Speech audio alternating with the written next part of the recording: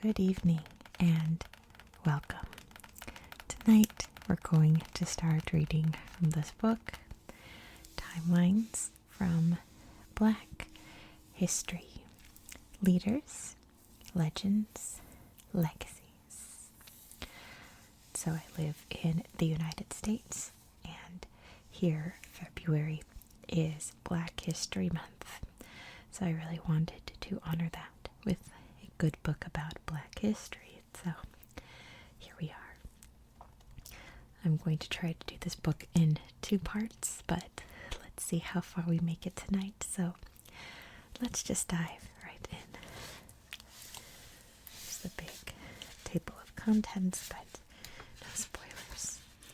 So, very first page in this is about human origins, and the first person it highlights is Lucy, which, I guess Lucy did live in Africa, technically Ethiopia, a very long time ago, but Lucy was not even human. She was an Australopithecine, so, sorry Lucy, much respect to you, but we're going to read about actual humans tonight. Let's start off with the early African kingdoms, and I'm going to have to precariously place this book like this so you can see everything on this very long page with this big obelisk from Aksum on it. The early African kingdoms. I hope you can see. I think that's better. Okay. It says Africa has been home to some of the wealthiest, most powerful, and most culturally fruitful civilizations in world history. Many of these kingdoms left a lasting legacy in art, architecture, religion, and traditions, both within Africa and further afield. Starting in circa 4500 BCE, ancient civilizations. Ancient African civilizations begin to flourish, particularly in the lush and habitable lands of modern-day Nigeria and Cameroon in West Africa. Circa 3300 BCE, Nubian kingdoms. The region of Nubia, or modern-day southern Egypt and northern Sudan, is home to multiple kingdoms that rise and fall from this time. These kingdoms trade in gold, ebony, ivory, and incense, among other goods. Let me try to reposition this another way so that the camera doesn't get too wobbly. There we go. That works for now. Might wobble a little bit, but there we go. It's circa 2500 BCE, Punt. Though historians debate its exact location, evidence of the kingdom of Punt come from records of it trading with ancient Egypt. Known as the land of the gods, it is vastly rich, with its exports including woods, perfumes, cosmetics, and animals. Circa 1730 BCE, the kingdom of Kush. Located around the Nile River Valley, the kingdom of Kush controls Nubia in this period. Kush's cities and towns contained distinctive pyramids and temples. Circa 1000 BCE, farming people. From their homeland in modern-day Nigeria, Bantu-speaking farming people move south and east through Africa. They grow yams, cassava, millet, and sorghum. By 600 BCE, they are also able to make iron tools. Here we go. Circa 980 BCE, Damat. Often cited as the first kingdom in Ethiopia, Damat is a small but highly sophisticated and literate society. The temple of Yeha, said to be dedicated to the god,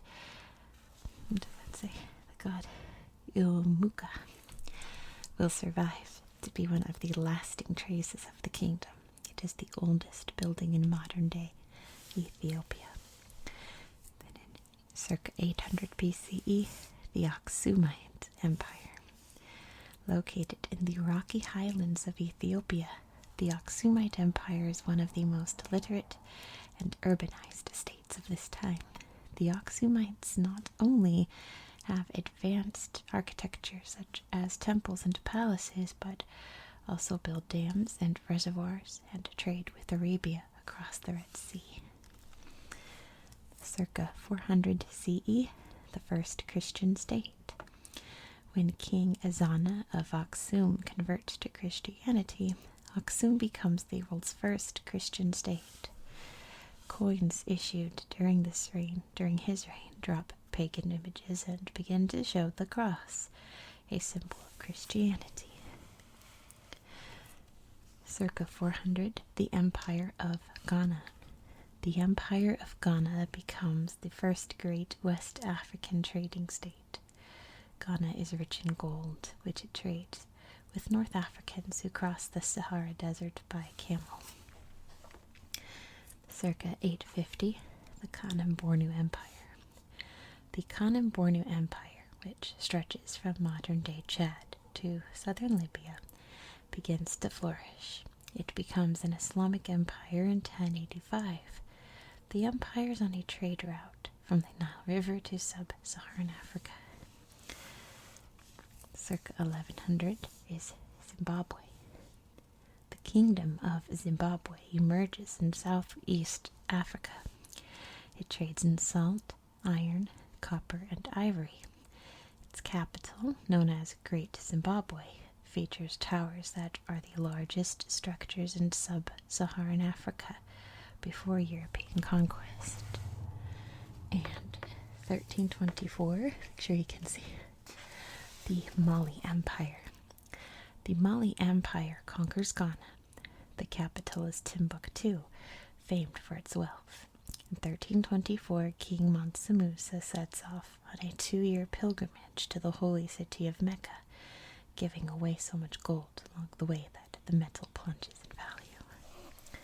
So let's bring the book back down this way so we can read about this Aksum obelisk. Go like that. The Aksumite Empire created some highly distinctive architecture. Their carved granite obelisks, or tall pillars, are believed to mark the location of the underground tombs of the kingdom's previous rulers. This one stands in the ancient city of Aksum, Ethiopia. Alright, I think the next page is just... Oh, the next page is Great Zimbabwe. Check it out. Great Zimbabwe. The ancestors of the modern-day Shona people in southern Africa established the impressive kingdom of Zimbabwe about 1,000 years ago. At the height of its power, the capital city, Great Zimbabwe, may have been home to more than 18,000 people. At its center, protected by 33-foot tall walls, is the Imbahuru, or Great Enclosure. It is thought to have housed the royal family and other important people. For years, many non-Africans disputed the achievements of the Kingdom of Zimbabwe, wrongly stating that black Africans could not have built a society and monuments of this complexity. I have a whole video on Great Zimbabwe. If you check my community tab, I'll post little videos that I've done before about Black history all this month, so keep an eye on that. I'll post the Great Zimbabwe video there. Let's talk more about Mansa Musa. One of the coolest guys in history, to be honest. He was pretty wild. Let's read about him. One of the greatest African rulers of all time, Mansa Musa led the Mali Empire at the height of its power, wealth, and creativity. During his reign, the empire stretched for 2,000 miles across West Africa. This is the only picture of him. It's from a map of Africa that was made by Europeans. And let's find out why he's holding a big old chunk of gold. Let's see. There you go. In 1820, born into royalty.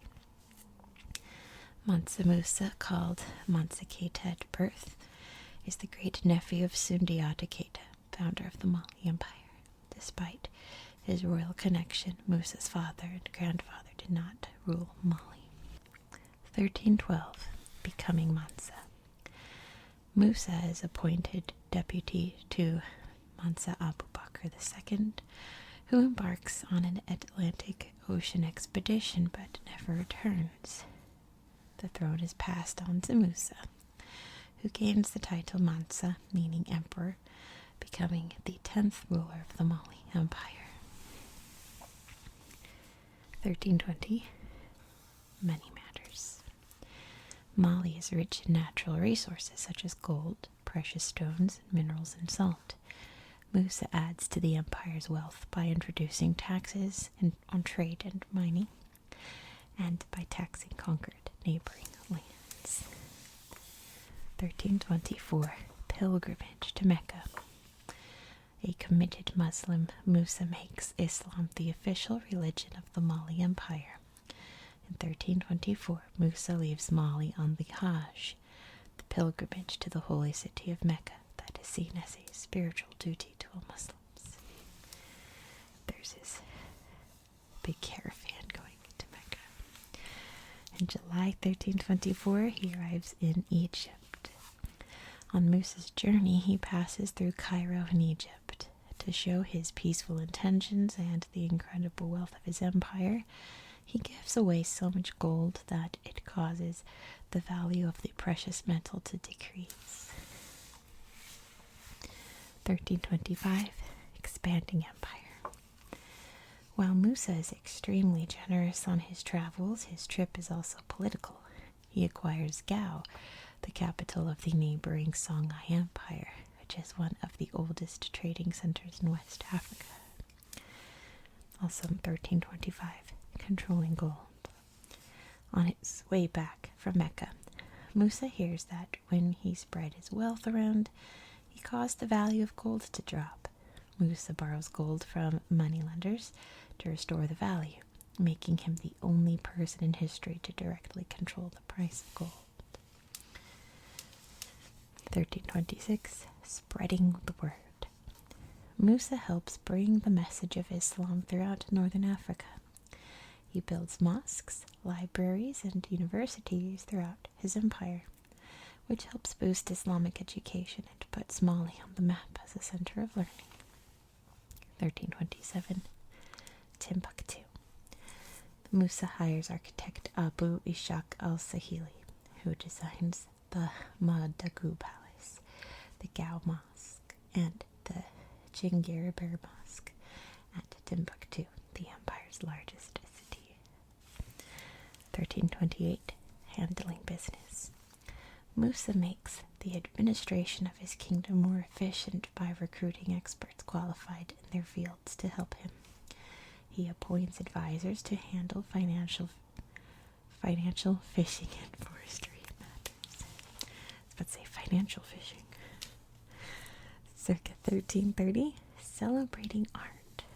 The Mali Empire becomes famous for its crafts, including pottery, jewelry making, and textile weaving. When traveling, Musa takes performers and acrobats, and dancing and singing is seen often in the streets of Mali. 1337, Tlemcen. By now, Mali is recognized as one of the great empires of the world. In one of the last acts of his rule, Musa's army conquers the Algerian city of Tlemcen, further expanding his empire. Also in 1337, he dies. After reigning for 25 years, Musa dies, and his son, Mansa Magan, takes the throne. Sorry, squeaky chair.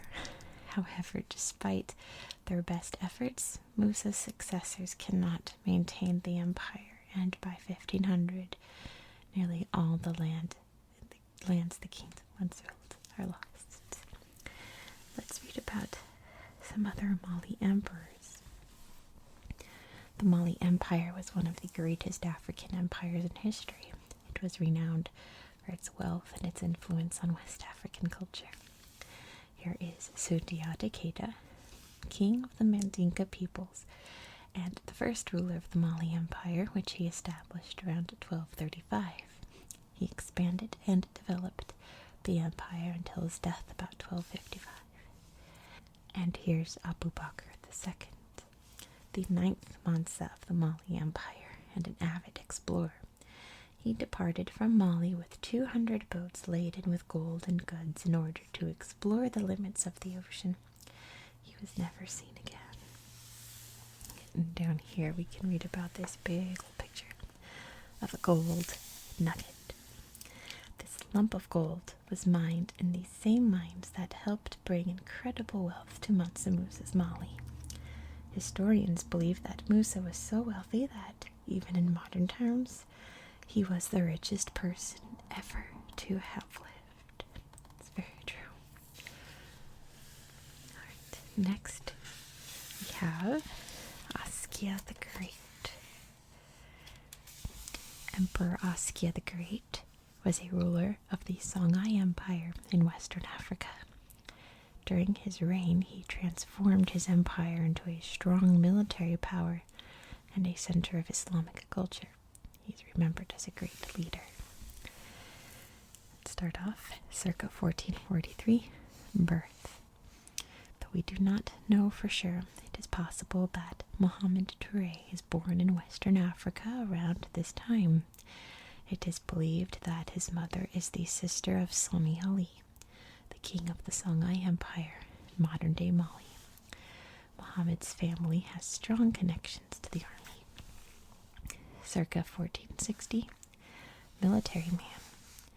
Muhammad joins the Songhai military around this time and eventually becomes a general in Sani Ali's army. 1492, challenging the king. Muhammad builds a strong relationship with Islamic religious leaders. When Sani Ali dies, he opposes Sani Baru, the new king.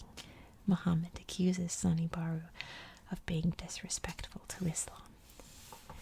1493, the Battle of Anfal.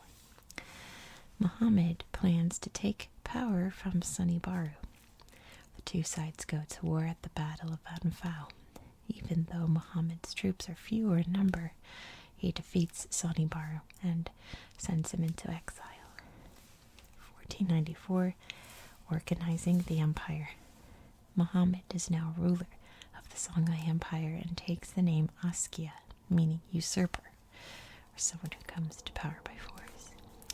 He appoints new governors and develops the city of Timbuktu into a great center of learning and Islamic culture. 1496, he's setting off to Mecca.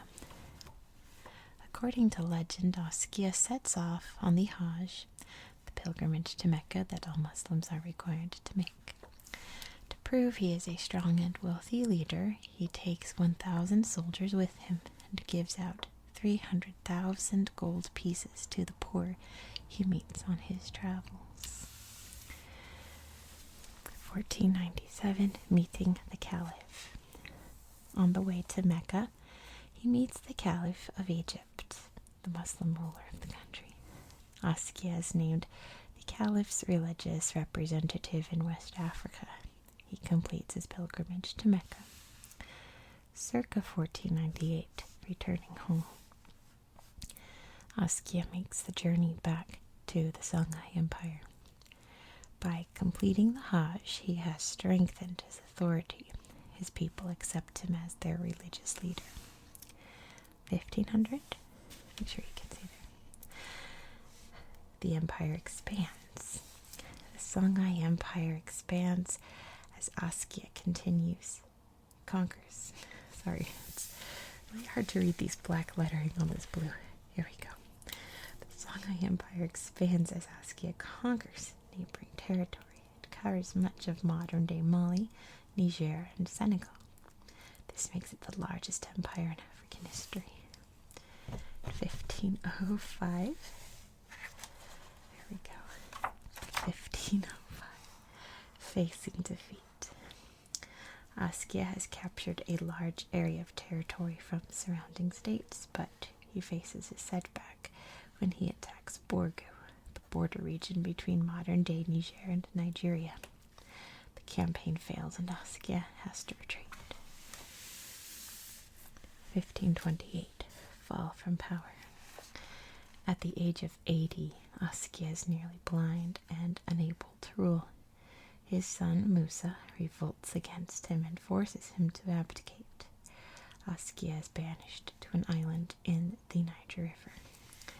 1538, 10 years later, death. Askia dies aged around 95.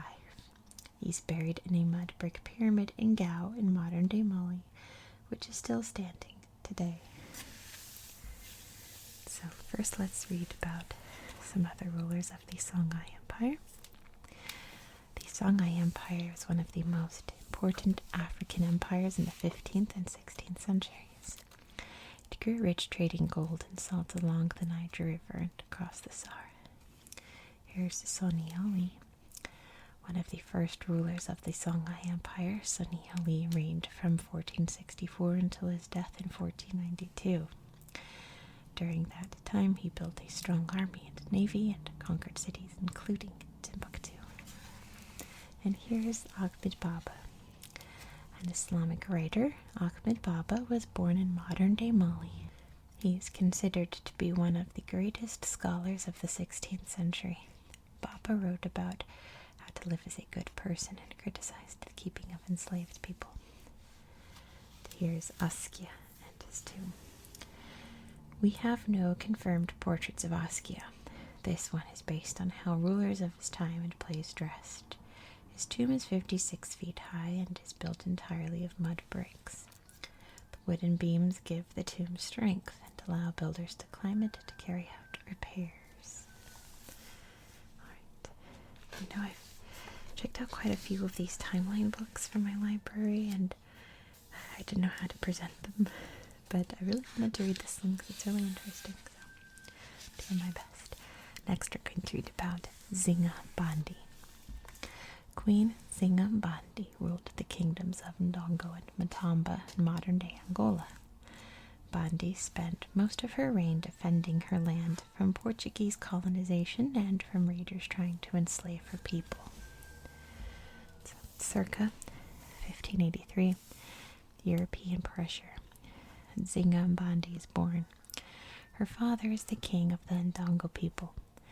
At this time, European countries are enslaving people from Africa and transporting them to the Americas to work as slaves.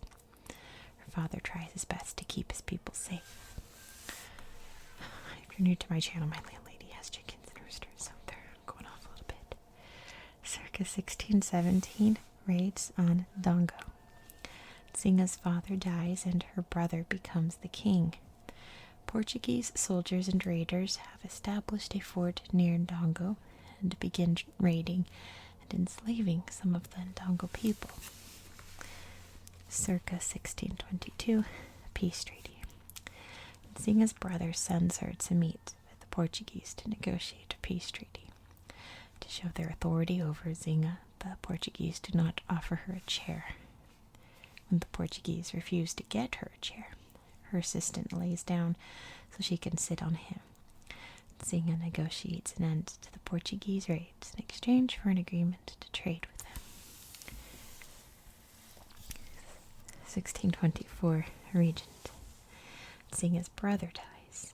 As his heir is too young to rule, Zinga rules in his place as regent. Some of her tribe's people disagree with the decision. Circa 1624, becoming queen. The heir to the throne dies, and Zinga decides to rule herself.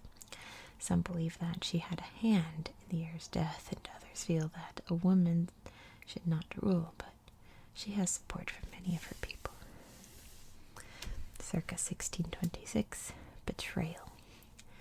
The Portuguese break the treaty and attack Zinga's people, who are forced to flee Ndongo to the nearby kingdom of Matamba.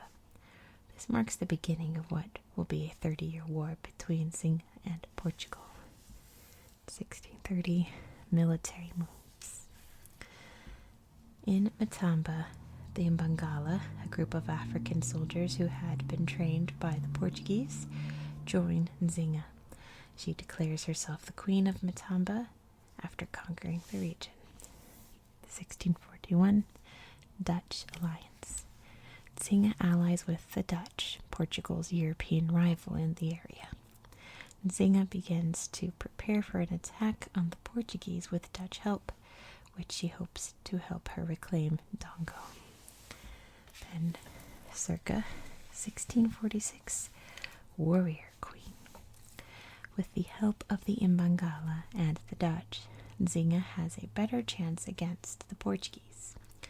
Even though she is well past fighting age, Zinga personally leads her troops into battles. Circa 1647, Unlikely Allies.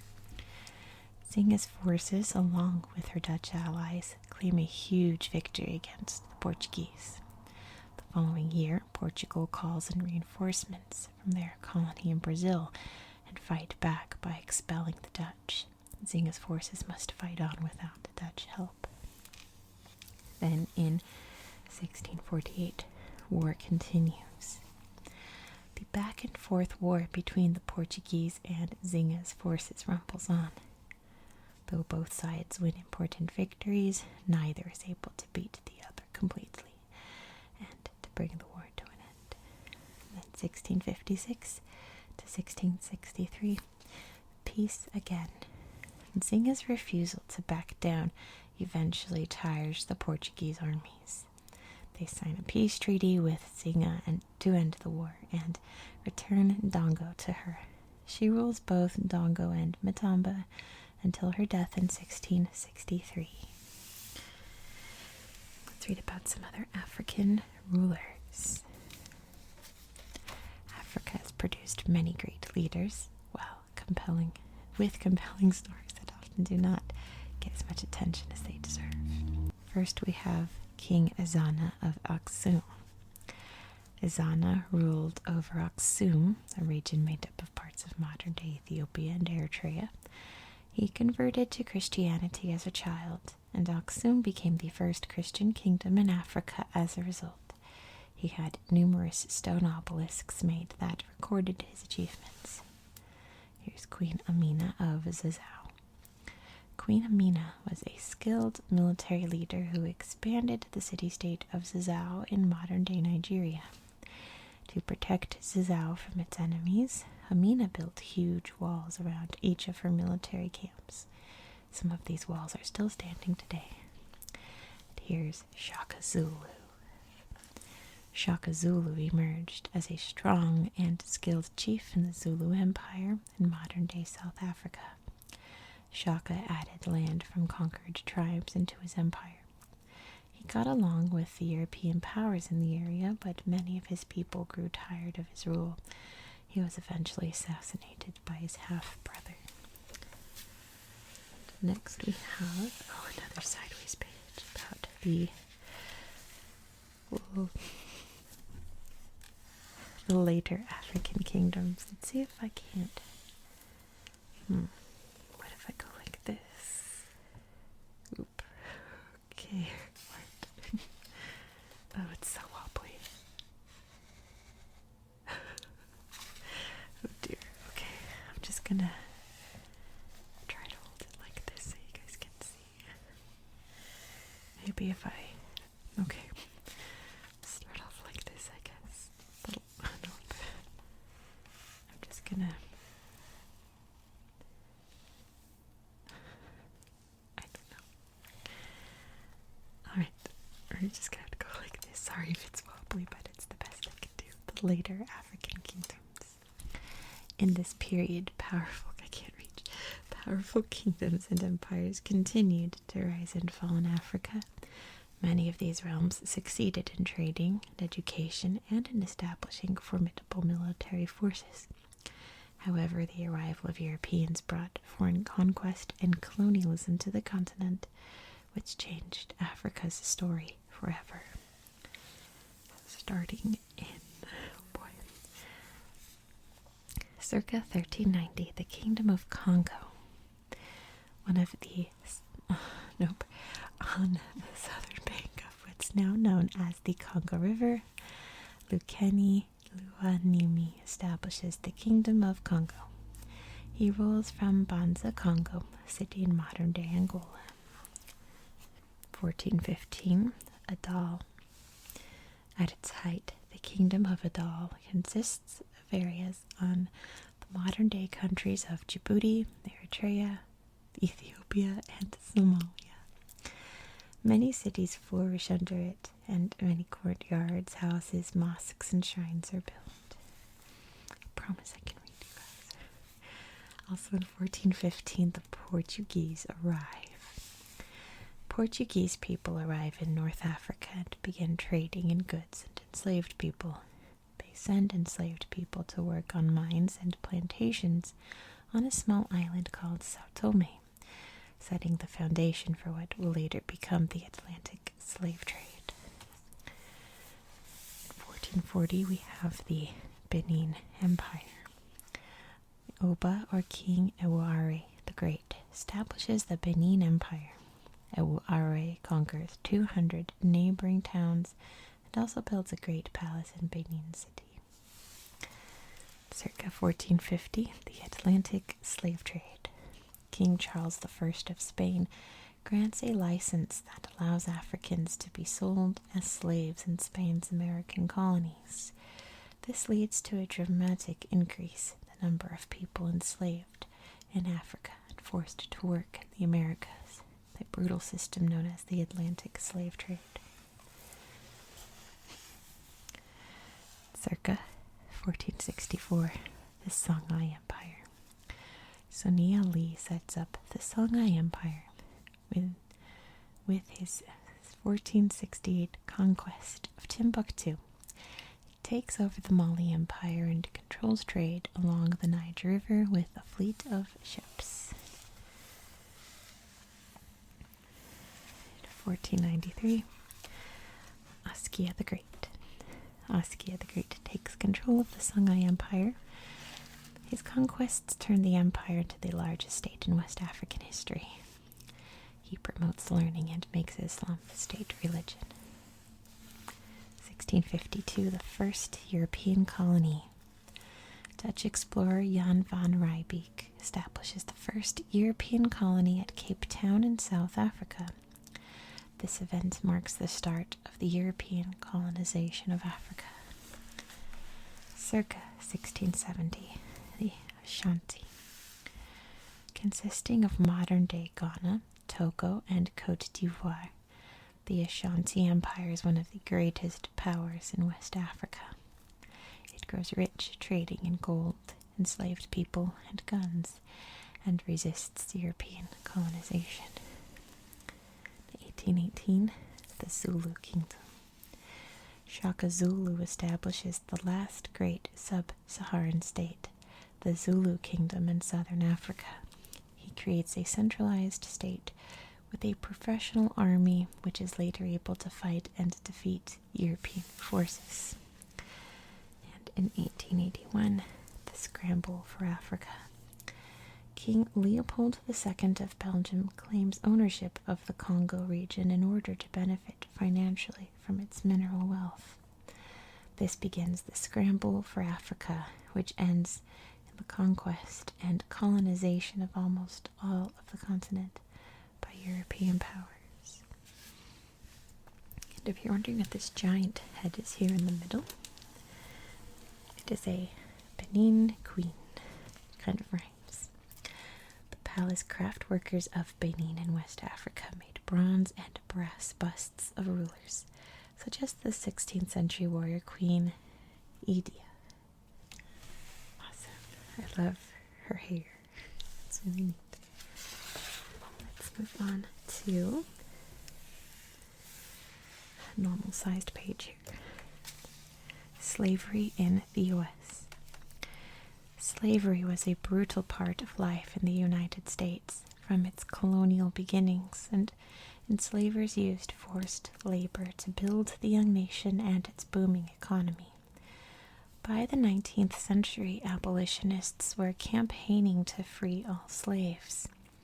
In the face of opposition from many American states, that was one sentence, campaigning to free all slaves in the face of opposition from many American states.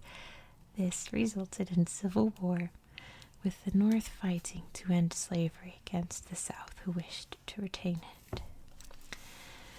Let's start off in 1619. Cheap labor. The first 20 African prisoners arrive in Jamestown in Virginia. Slaves are a cheaper source of labor than contracted servants who can eventually earn their freedom. 1636. Slave ships. The city of Boston plays a major part in the slave trade. The first American slave ship, Desire, is built here. In 1638, the first enslaved people are brought to Boston from the West Indies, along with cotton and tobacco. 1662. Life of slavery. In Virginia, the General Assembly passes a law stating that any child born to an enslaved mother will also become an enslaved person for life. Most slaveholding colonies or states go on to enact similar laws that discriminate by race. 1688. Quaker protest. In Pennsylvania, Quakers protest against slavery. The Quakers are Christians who believe in treating others fairly. Later, the Quaker Church prevents members from profiting from the slave trade and from owning enslaved people. 1694. Plantations of rice. Rice is introduced in South Carolina. It takes a lot of work to grow, so European settlers need slave labor to tend the crops and help them make it profitable. By around 1710, there are more enslaved Africans in the state than Europeans. Moving down to 1731, Freedom, Florida. Runaway enslaved people get their freedom in the Spanish territory of Florida. They must give their loyalty to Spain and join the Catholic Church. Many settle in St. Augustine, the oldest European city in the U.S. 1772. The life of a slave. The first slave narrative, a story written by a formerly enslaved person about the experience of slavery, is written in New York. Many more slave narratives follow, one of the most famous of which is written by Frederick Douglass in 1845. 1804. Underground Railroad. Formerly enslaved people and allies help start the Underground Railroad, a network of safe houses and people who assist runaway enslaved people. Its Grand Central Station is established in Indiana. As many as 2,000 enslaved people crossed to freedom there. 1819. Freedom in Canada. The Canadian Attorney General, or principal lawyer, says that all formerly enslaved people living in Canada are free and will be protected by law. Settlers are also not allowed to bring enslaved people into the country. Also in 1819, the end of trade. The U.S. passes a law that takes the country out of the slave trade. It sends ships to Africa to help rescue enslaved people from enslavers and return them to their homelands. Slave ownership is still legal in most of the southern U.S. states. 1850, Sojourner Truth. Born into slavery, Sojourner Truth becomes a leading abolitionist and spokesperson for women's rights. She gives a famous speech in Ohio that highlights the need for rights for black women as well as men. 1852, Uncle Tom's Cabin and the Abolitionist Movement. The novel Uncle Tom's Cabin by Harriet Beecher Stowe sells many thousands of copies and changes people's opinion on slavery. Her book helps the abolitionists' cause, but tensions between the North and South escalate. Till 1861, the Civil War. The debate over whether or not new states should use enslaved people splits the country in two. Northern victory in this 4-year conflict ends slavery, but more than 600,000 people lose their lives. In 1863, make sure you can see, 1863 we have the Emancipation Proclamation. All enslaved people in the South are declared free on January 1st in President Abraham Lincoln's Emancipation Proclamation. This marks a turning point for the war, as Lincoln confirms that the war is a war for freedom, thus strengthening the Union's resolve. In 1865, slavery is abolished. The Emancipation Proclamation frees enslaved people but does not end slavery itself. The 13th Amendment to the U.S. Constitution brings a permanent end to slavery in all of the United States, including new territories. It remains legal, however, as a punishment for crime. Since 1619, tens of millions of enslaved people have died as a result of slavery. Let's read a little bit about the slave triangle. At least 10 million Africans were taken to the Americas in a triangle of trade. Ships from Britain carried manufactured goods such as cloth, ironware, and guns to West Africa. These were exchanged for enslaved men, women, and children. The conditions on the sea crossing to the West Indies were brutal, and many enslaved people did not survive them. Those who did were sold at auctions, and the profits were used to buy sugar, cotton, rum, and tobacco to take back to Britain. Manufactured goods going to Africa, and then enslaved Africans going to the West Indies. Raw materials coming from the Americas back to Britain. Let's read about one of my favorite people from history, Toussaint Louverture. Born enslaved in the French colony of Saint-Domingue, modern-day Haiti, Toussaint Louverture led a successful slave rebellion against colonial rule. His actions paved the way to establishing Haiti as an independent, black-governed state and inspired others in the Americas to resist colonial rule. I've always said that if Lin-Manuel Miranda wants to make another historical musical, make it about him. Please. And let's find out why I have that opinion. Circa 1743, born into slavery. Toussaint is born into an enslaved family in Saint-Domingue, on the Caribbean island of Hispaniola. According to a family story, he is the grandson of a prince from the West African kingdom of Arada. In 1763, begins his education. There we go. Precariously perched on my camera. It's going to wobble a little bit. I'm sorry. He grows up on a slave plantation. Toussaint's godfather, a freed enslaved person, teaches him to read and write. He learns some French as well as Creole. 1776, he's free. At the age of 33, Toussaint is freed. Toussaint continues to work for his former enslaver, but is now paid. He rents land on the plantation and keeps enslaved people himself, whom he later frees. 1782, marriage. Toussaint marries Suzanne Simone Baptiste, his godfather's daughter. He adopts Suzanne's son Placide, and they have two sons together, Isaac and Saint-Jean. 1790, seeking equality. Formerly enslaved people speak out about inequality.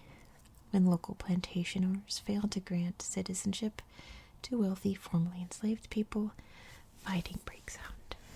Okay, let's take it off. Oops, I'm so sorry. These books are so scattered about. It's hard to make it so you guys can see. Alright, 1791, tensions rise. Simmering tensions lead to a slave rebellion in Saint-Domingue. Plantation houses are set on fire and enslavers are killed. Toussaint helps his former enslaver and wife escape. He secures his own family's safety before joining the rebellion. Also in 1791, joining forces. As fighting between the rebels and the plantation owners continues, Toussaint joins the rebels under the leader of the revolt, Georges Biassou. Toussaint becomes his military commander.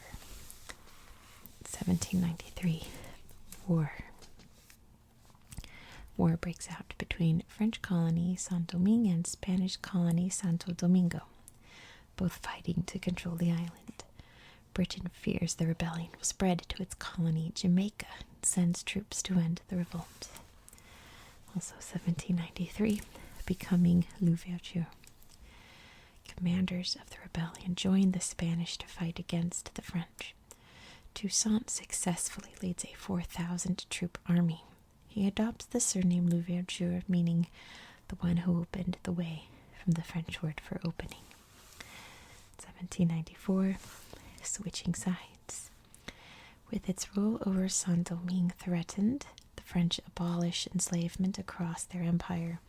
Spain and Britain refused to do the same, leading Toussaint to change his allegiance to France. He inspires his troops to follow him. 1796, leading the way. Toussaint forces the French to declare him lieutenant governor of Saint-Domingue. He expels the British and gains territory from Spain. He introduces a constitution guaranteeing rights for black people. 1802, war with Napoleon. When French ruler Napoleon Bonaparte announces his plan to restore direct rule to the island, Toussaint prepares his troops for war. Napoleon dispatches his brother-in-law with troops to Saint-Domingue. In 1803, death.